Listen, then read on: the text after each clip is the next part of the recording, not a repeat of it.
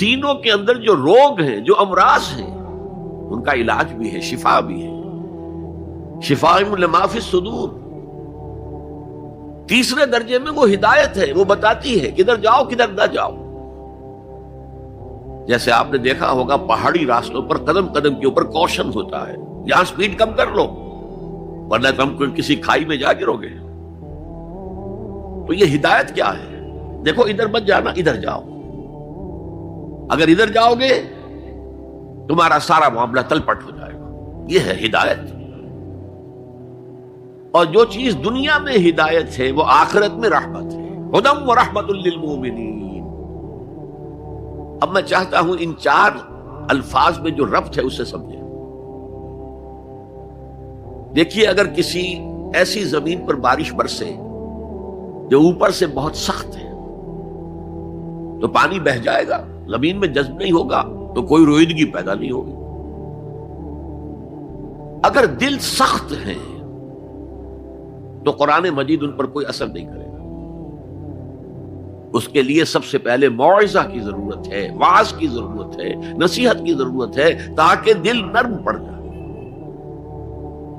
انسانی دل جب سخت ہوتے ہیں تو ان کی سختی چٹانوں سے زیادہ ہوتی ہے۔ سورہ بقرہ میں فرمایا ثم قست قلوبکم فہی کالحجارۃ او اشد قسوہ۔ یہودیوں سے خطاب ہے، ثم قست قلوبکم من بعد ذلک فہی کالحجارۃ او اشد قسوہ۔ اے بنی اسرائیل، تمہارے اس طرز عمل کے نتیجے میں تمہارے دل سخت ہو گئے اور اب وہ پتھروں سے زیادہ سخت ہے۔ لہذا سب سے پہلے ضرورت کیا ہے؟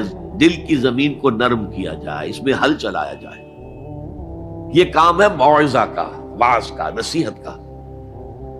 ہمارے معاشرے میں کسی زمانے میں وعظ کا بڑا رواج تھا، آج کل یہ چیز ختم ہو گئی، بلکہ وعظ کو گھٹیا بات سمجھا جاتا ہے۔ بھائی کوئی عقلی بات کرو، کوئی علمی بات کرو، تم تو وعظ کہہ رہے ہو، گویا کہ وعظ گھٹیا چیز ہے۔ نہیں، وعظ سے دل میں رقت پیدا ہوتی ہے، نرمی پیدا ہوتی ہے۔ تو قرآن مجید ہی سب سے بڑا موعظہ ہے۔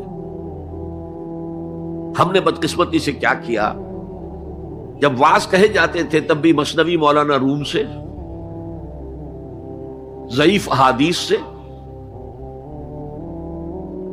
واعظ دستاں زنو افسانہ بند، واعظ بڑے اونچے اونچے ہاتھ چلا کر اور افسانہ جو ہے بیان کر رہا ہے، لیکن اس کا حال کیا ہے؟ از خطیب و دیلمی گفتار اوست، بعض ضعیف و شاذ و مرسل کار اوست۔ وہ خطیب بغدادی یا دیلمی کی جو احادیث ہیں، جو سب سے گھٹیا درجے کی کتاب حدیث کی، سب سے کم تر درجے کی کتاب حدیث کی، ضعیف کتابوں کے یوں سمجھئے کہ بہت بڑے مجموعے، وہاں سے وہ حدیثیں لا رہا ہے۔ از ضعیف و شاذ و مرسل کار اوست، ضعیف حدیث، شاذ حدیث، مرسل حدیث سے وہ بیان کر رہا ہے۔ قرآن سے اس کا کوئی تعلق۔ قرآن مجید سب سے بڑا واعظ ہے۔ یا ایھا الناس قد جاءتکم موعظۃ۔ یہ دل کو جب نرم کرتا ہے تو پھر اس میں جذب ہوتا ہے، یہ سیکنڈ سٹیپ ہے اس کا۔ اور جب دل میں جذب ہوگا تو دل کے اندر کی بیماریوں کو دور کر دے گا۔ دل کے اندر کی بیماریاں کون سی ہیں؟ تھرومبوسس نہیں، انجائنا نہیں، وہ اور ہے۔ وہ دل کی بیماریاں جن کے لیے قرآن شفا ہے، وہ ہے تکبر، حسد، حب مال، حب دنیا، حب جاہ، حب شہرت۔ یہ ہیں وہ چیزیں کہ جو اصل ہیں، جو دل کے امراض ہیں، ان سب کو جڑ سے نکال کر پھینک دے گا قرآن حکیم۔ یا ایھا الناس قد جاءتکم موعظۃ من ربکم وشفاء لما فی الصدور۔ وہ ہدن اور وہ ہدایت ہے، انفرادی زندگی کے لیے بھی ہدایت ہے، اجتماعی زندگی کے لیے بھی ہدایت ہے۔ کبھی اگر سورہ فاتحہ پر آپ غور کریں جو ہماری نماز کا جزو لازم ہے، تو ہم پہلے کہتے ہیں الحمدللہ رب العالمین الرحمن الرحیم مالک یوم الدین ایاک نعبد و ایاک نستعین۔